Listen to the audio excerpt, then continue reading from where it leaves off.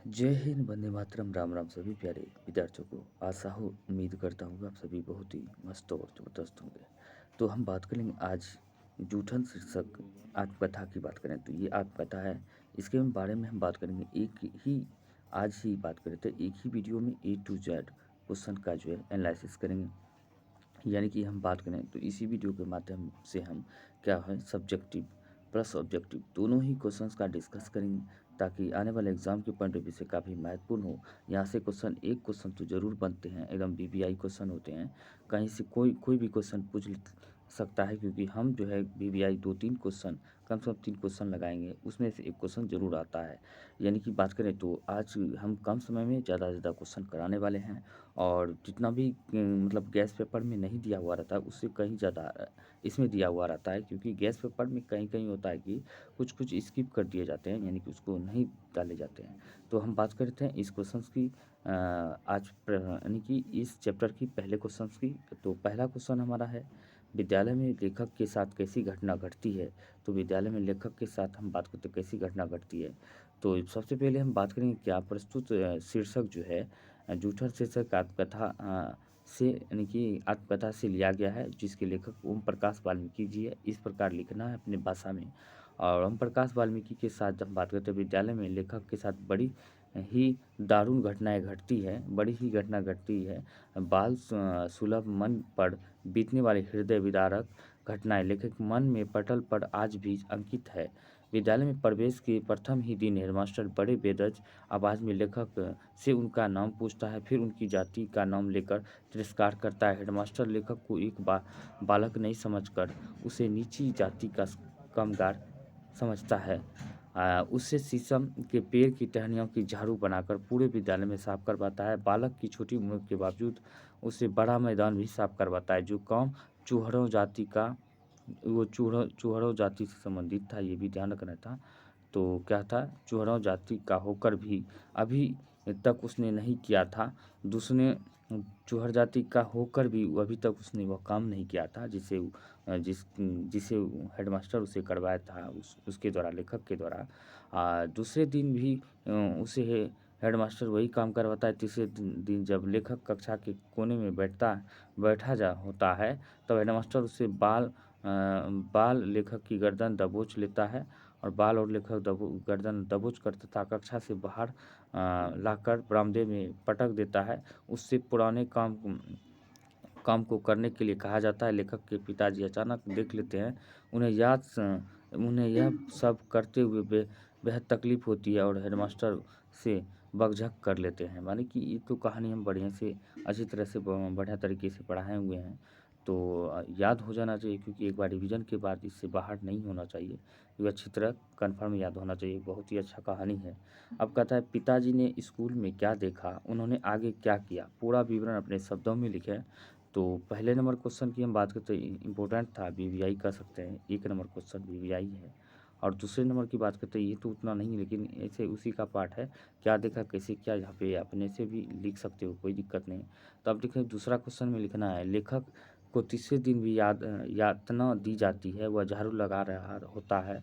जब अचानक उसके पिताजी उन्हें यह सब करते देख लेते हैं, तो वे बाल लेखक को बड़े प्यार प्यार से मुंशी जी कहा करते थे। उन्होंने लेखक से पूछा, मुंशी जी यह क्या कर रहा है। तो उनकी प्यार भरी आवाज़ सुनकर लेखक कब कब पड़ता है। वे पुनः लेखक से प्रश्न करते हैं, मुंशी जी रोते क्यों हो, ठीक से बोल क्या हुआ।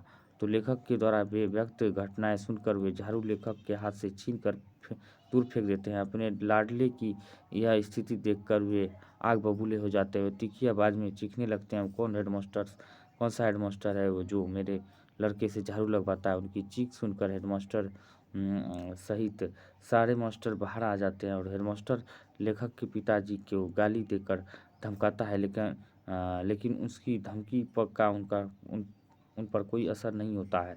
आखिर पुत्र तो राजा का हो या रंग का, पिता के लिए तो एक समान होता है।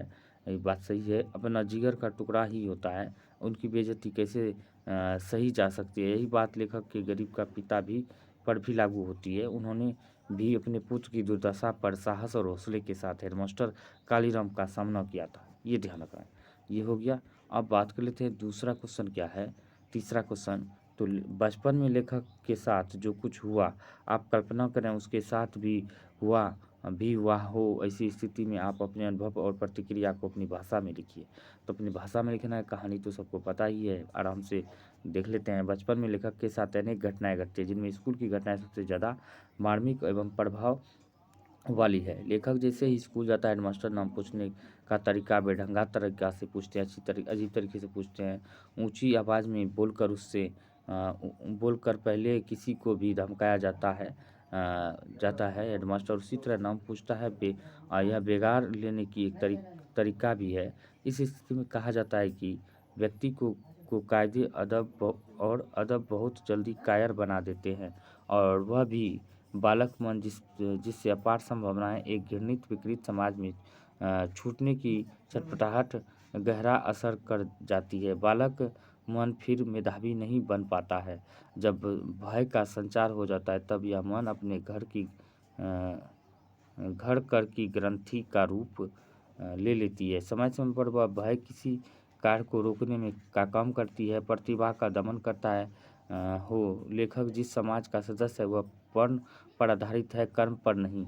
अतः उसकी प्रतिभा को वर्ण नाम देकर भी दबाया जाता है। कमजोर वर्ग होने के कारण उसे बेगार भी लिए जाते हैं। सही प्राथमिक नहीं दिया जाता है। यहाँ तक कि घर का सारा काम करने के बावजूद दो जून की रोटी तक नसीब होता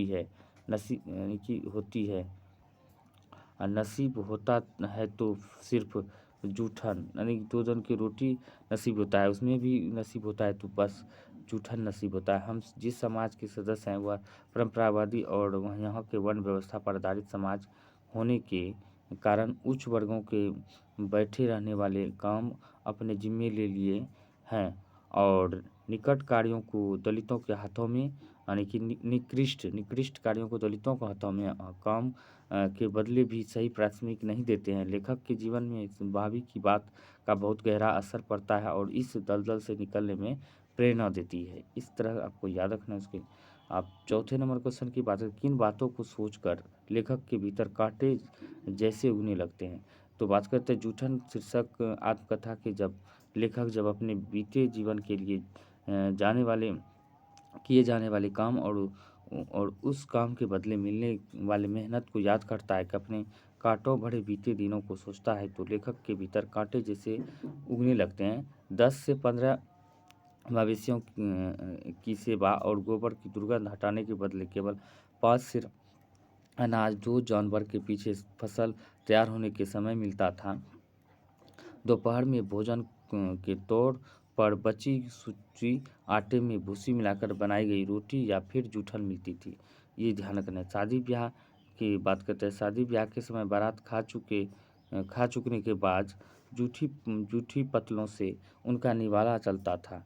पतलों में पूरी के बचे खुचे टुकड़े, एक आधा मिठाई का टुकड़ा सा या थोड़ी सी बहुत सी सब्जी पतल पर पाकर उनकी बाछें खिल जाया करती थी। पूड़ियों को सुखाकर रख लिया जाता था और बरसात के दिनों में उन्हें उबालकर नमक और बारीक मिर्च के साथ बड़े चाव से खाया जाता था, या फिर कभी कभी गुड़ डालकर लुगदी जैसे बनाया जाता था, जो किसी अमृत पान में कम न्यारा न था। कैसा था लेखक का यह विभत्स जीवन, जिसमें भोजन के लिए जूठी पतली का सहारा लेना पड़ता था, जिसे आम जनता छूना पसंद नहीं करती थी। वही उनका निवाला था। बस बहुत ही दर्द भरी कहानी है लेखक की। अब बात करते हैं 5 नंबर क्वेश्चन की। दिन रात खर खप कर भी हमारे पसीने की कीमत मात्र जूठन, फिर भी किसी को शिकायत नहीं, कोई शर्मिंदगी नहीं, कोई पछता नहीं।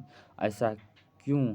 सोचिए और उत्तर दीजिए। मतलब इसको जो भी एक तरह से कह सकते हैं, विव्याई कर सकते हैं। यह जो है मतलब कि कह सकते हैं 100% व्याख्या में पूछ सकते हैं। और भी क्वेश्चन हैं, 2-3 हैं, हम बता रहे हैं। इसका जो है हम बात करते हैं आंसर की।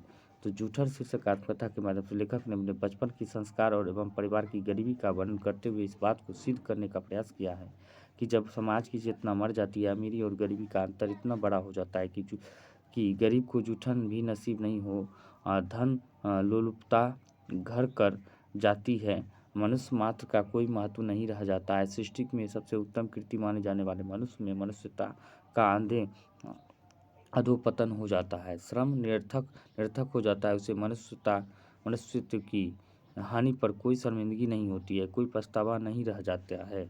कुरीतियों के कारण अमीरों ने ऐसा बना दिया है कि गरीबों की गरीबी कभी ना जाए और अमीरों की अमीरी बनी रहे। ये याद रखना है, बहुत ही इंपॉर्टेंट क्वेश्चन है, पूछे जाते हैं अक्सर। अब बात करते हैं, यही नहीं, इस क्रूर समाज में काम के बदले जूठन तो नसीब हो जाती है, परंतु श्रम का मूल नहीं दिया जाता है। मिलती है सिर्फ गालियाँ, शोषण का एक चक्र, जिसके चलते निर्धनता बरकरार रहे। परंतु जो निर्धन है, दलित है, उसे जीना है, संघर्ष करना है, इसलिए उसे कोई शिकायत नहीं है, क्योंकि शर्मिंदगी कोई पक्षपात नहीं है। अब है, सुरेंद्र की बातों को सुनकर लेखक विचलित क्यों हो जाते हैं। तो सुरेंद्र की बातों को सुनकर लेखक विचलित क्यों हो जाते हैं, तो बात कर लेते हैं। सुरेंद्र के द्वारा कहे गए वचन, भाभी जी आपके हाथ का खाना तो बहुत जायकेदार है, हमारे घर में तो कोई भी ऐसा खाना नहीं बना सकता है, लेखक को विचलित कर देता है। सुरेंद्र को के दादी और पिता के जूठों जूठों पर ही लेखक का बचपन बीता था। उन जूठों की कीमत थी दिन भर की हाड़ तोड़ मेहनत और भन्ना देने वाली गोबर की दुर्गंध, और ऊपर से गालियाँ, धिक्कार। सुरेंद्र की बड़ी हुआ शादी में हाड़ तोड़ मेहनत करने के बावजूद सुरेंद्र की दादी जी ने उनकी माँ के द्वारा एक पत्तल भोजन मांगे जाने पर कितना धिक्कारा था, उनकी औकात दिखाई थी। यह सब लेखक की स्मृति में किसी चितपट की भांति पलटने लगा था। आज सुरेंद्र उनके घर का भोजन कर रहा है और उसकी बड़ाई कर रहा है। सुरेंद्र के द्वारा कहा वचन स्वतः स्फूर्त स्मृतियों में उभर आता है और लेखक को विचलित कर देता है, ये याद रखना है। तो अब बात करते हैं नेक्स्ट क्वेश्चन की। तो घर पहुंचने पर लेखक को देख उनकी माँ क्यों रो पड़ी, ये वीवीआई क्वेश्चन है, बहुत ही ज़्यादा पूछा जाता है क्वेश्चन, याद रखना है। तो बात करते हैं इसका क्वेश्चन आंसर की। तो जूठन शीर्षक की आत्मकथा में लेखक ने एक ऐसे प्रसंग का वर्णन किया है जो नहीं सोचते हुए भी उसे करना पड़ा, क्योंकि लेखक की माँ ने लेखक को उसके चाचा के साथ एक बैल की खाल उतारने में सहयोग के लिए पहली बार भेजा था। उनके चाचा लेखक को से छुरी हाथ में देकर बैल की खाल उतारने में सहयोग लेता है। साथ ही खाल का बोझा भी आधे रास्ते में उसके सर दे देता है। गठरी का वजन के वजन से भारी होने के कारण उसे घर तक लाते लाते लेखक की टांग जवाब देने लगती है। उसे लगता है कि अब वह गिर पड़ेगा। सर से लेकर पांव तक गंदगी से भरा हुआ था, कपड़ों पर खून के धब्बे साफ दिखाई पड़ रहे थे। इस हालत में घर पहुंचने पर उसकी माँ उसे देखकर रो पड़ी। ये याद रखना, बहुत ही मतलब चिंता का विषय ऐसी कहानी है। अब बात करते हैं स्वप्रसंग व्याख्या करने के लिए दिया गया इसमें कि व्याख्या करने में ये खूब पूछा जाता है, ये भी याद रखना, वीवीआई ये भी है। तो 3 क्वेश्चन ऐसे हो गए वीवीआई, याद रखना। व्याख्या करें, कितने क्रूर समाज में रह रहे हैं हम, जहाँ श्रम का कोई मूल नहीं बल्कि निर्धनता को बरकरार रखने का षड्यंत्र ही था। यह सब ये याद रखना है। अब बात करते हैं प्रस्तुत गद्यांश पर सुप्रसिद्ध दलित आंदोलन के नामवर लेखक ओम प्रकाश वाल्मीकि रचित जूठन शीर्षक आत्मकथा से लिया गया, याद रखना है। प्रस्तुत गद्यांश के माध्यम से लेखक ने मौज का विद्रूपताओं का कटाक्ष किया है। लेखक के परिवार द्वारा श्रम साध्य कर्म किए जाने के बावजूद 2 जून की रोटी भी नसीब ना होती है। रोटी की बात कौन कहे, जूठन नसीब होना भी कम मुश्किल नहीं था। विद्यालय का हेडमास्टर चूहों के बेटे को विद्यालय में पढ़ाना नहीं चाहता था। उनका खानदानी काम ही उसके लिए है। चूहों का बेटा बेटा है लेखक, इसलिए पतलों का जूठन ही उसका निवाला है। इस समाज में शोषण का तंत्र इतना मजबूत है कि शोषण बिना पैसे का काम करवाता है, अर्थात बिगाड़ लेता है। श्रम साध्य के बदले मिलती है गालियाँ। लेखक अपनी कथा में समाज की क्रूरता को दिखाते हैं कि लेखक के गांव में पशु मरता है तो उसे ले जाने का काम चोरों का ही है। ये काम बिना मूल्य के है। यह तंत्र का चक्र है जिसमें निर्धनता को बरकरार रखा जाए, ये ध्यान रखना है। अब यहाँ पे दिया लेखक की भाभी क्या कहती है, उनका कथन क्या महत्व है, यानी कि उनके कथन का क्या महत्व है बताइए, वीवीआई है, ये भी याद रखना है। तो हम बात कर लेते हैं लेखक की भावी लेखक माँ से कहती है इनसे ना कराओ ये भूख यह सब काम ऐसे काम ना कराओ, ये कभी नहीं मतलब अच्छे नहीं लगते हैं, ये पढ़ते हैं पढ़ने दीजिए, ऐसा काम इसलिए नहीं करेंगे भूखे रह जाएंगे, लेकिन इन्हें इस गंदगी में ना घसीटेंगे। इस तरह बोला था उसकी माँ ने। भाभी माँ ने, याद रखना है। लेखक के गांव में ब्रह्मदेव तागा का बैल खेत से लौटते समय रास्ते में मर गया। माँ ने लेखक को बात करते लेखक को उसकी खाल उतारने के लिए उसके चाचा के साथ आर्थिक निर्धनता के कारण भेज दिया है। बैल की खाल भेजने पर भाभी यह कहती है कि बालक मन पर इसका गहरा असर पड़ता है। छुरी के पकड़ते ही लेखक का हाथ का कँपने लगता है। इसे लगता है कि दलदल में फंसा जा रहा है। जिसने जिस यातना को भोगा है उसकी उसे आज तक याद है। उस बाल मन पर इसका गहरा असर पड़ता है। उसमें कोई संभावनाएं छिपी हुई है। उनकी निकृष्ट कार्य में से छूने की छटपटाहट है। इसलिए लेखक के जीवन में जो आज लेखक है, यदि भाभी ने यह ना कहा होता तो लेखक उससे निकल नहीं पाता। भाभी के शब्द उस कार्य को दूर जाने की प्रेरणा देते हैं, जिससे बालक का स्वामित्व बना रहे और उस बालक में नई संभावना को खोलने में यह कथन मदद करे। अब है 10 नंबर क्वेश्चन की। इस काव्य कथा को पढ़ते समय आपके मन में कैसा भाव आए? सबसे अधिक उद्वेलित करने वाला अंश कौन सा है? टिप्पणी लिखिए। तो इसके बारे में बताना है कैसा था, लेखक के बारे में ही लिखना है। ओम प्रकाश वाल्मीकि का आत्मकथा जूठन में लेखक के बचपन में जो घटना स्कूल में घटी, वह व्यक्ति को मन में, यानी कि स्कूल वाला घटना बहुत ही चिंतित था, मन को अधिक उद्वेलित करने वाली है। भय के कारण प्रतिभा दमित हो जाती है। हेडमास्टर कालीराम द्वारा बालक ओम प्रकाश से दिन भर झाड़ू लगवाना, उसकी जाति के बारे में यह कहना, उसका यह खानदानी काम है, एक शिक्षक द्वारा शर्मसार घटना है। गुरु का कार्य शिक्षा के साथ संस्कार भी देना है कि उसका वर्ण विभेदीकरण कर उसे निम्न समझकर कार्य करवाना, ये अच्छा नहीं लगता है किसी भी मास्टर को। ये ध्यान रखना, यह सामंती मानसिकता का परिणाम है। यहाँ निम्न वर्ग को निम्न ही रहने दिया जाए, जिसे दबाकर रखा जाए, उसे निर्धन बनाकर रखा जाए, उसमें कम के बदले पैसा ना देकर बगैर लिया जाए, मतलब बेगार लिया जाए। यह समाज के ऊंचे तबके की सोची समझी साजिश है। बालक मन में अपार संभावनाएं छुपी रहती है, उन्हें जिस तरफ मोड़ा जाता है उस तरफ मुड़ जाता है। बच्चे को क्लास करने के बदले झाड़ू दिलवाना, यह किस समाज की सोच है? यहाँ शिक्षक सामंती मानसिकता के प्रतीक के रूप में जो सामंत है, यह हमारे सड़े हुए समाज की सच्चाई है। इस तरह करके है इसमें। तो बस आज के लिए इतना ही था। सब्जेक्टिव जो बात करते हैं, total subjective A to Z जो है एनालिसिस हो चुका है। अब चलते हैं ऑब्जेक्टिव क्वेश्चन की तरफ। जो जितने भी ऑब्जेक्टिव बनेंगे इस चैप्टर से, सारे के सारे हम चर्चा करेंगे। तो हम बात कर लेते हैं आज ऑब्जेक्टिव क्वेश्चन की A to Z, जितने भी इस चैप्टर में बनते हैं सारे के सारे कम समय में। हम बात कर लेते हैं आज की पहले ऑब्जेक्टिव, जूठन के रचनाकार कौन है? सभी को पता है जूठन के रचनाकार ओम प्रकाश वाल्मीकि है, याद रखना है, सभी को पता है ये। अब बात करते हैं ओम प्रकाश वाल्मीकि की रचना कौन सी है? तो सभी को पता है जूठन है, यहाँ पे ध्यान रखना है। वहीं बात करते हैं नेक्स्ट की, ओम प्रकाश वाल्मीकि को 1993 में कौन सा पुरस्कार मिला था? तो 1993 में बात करें तो पुरस्कार डॉक्टर भीम अम्बेडकर राष्ट्रीय पुरस्कार मिला था। एक ए नंबर हो जाएगा, ये ध्यान रखना है। वहीं बात करते हैं नेक्स्ट की, ओम प्रकाश वाल्मीकि को कौन से पुरस्कार नहीं मिला?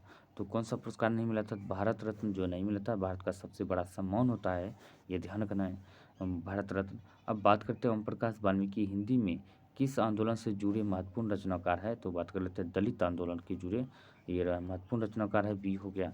वही बात करते हैं नेक्स्ट की, ओम प्रकाश वाल्मीकि का जन्म कहाँ हुआ था? तो जन्म की बात करते हैं बरला मुजफ्फरपुर उत्तर प्रदेश में हुआ था, ये ध्यान रखना है।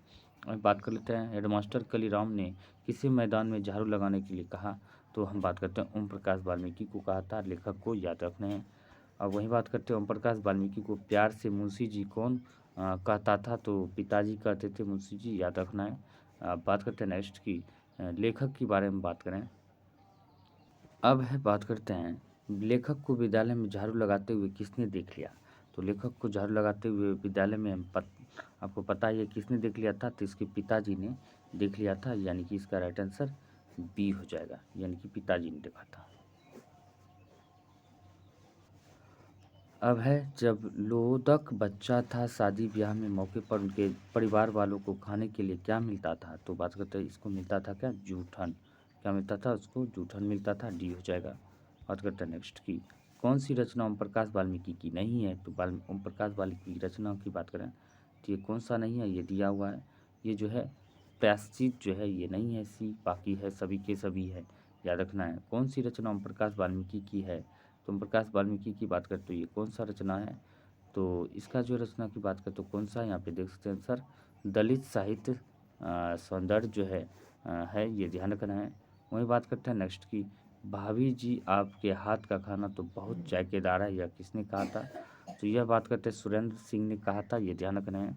जो जिसका दादा कभी लेखक का बेइज्जत किया था, ये ध्यान रखना है, उसी का पोता ने तारीफ किया था। सुखदेव सिंह त्यागी की लड़की की शादी में उनके घर के सफाई का काम किसने किया था, तो लेखक की माँ ने किया था, इसी का पोता ने तारीफ किया था, ये ध्यान रखना है सुरेंद्र ने खाना। अब बात करते हैं, सुखदेव सिंह त्यागी की लड़की की शादी में किसने गांव भर की चारपाई ढोकर एकत्रित किया था, उस समय ऐसा होता था, चारपाई ढोना पड़ता था।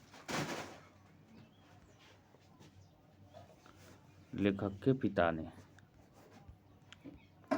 जूठन क्या है, जूठन एक क्या है, आत्मकथा है।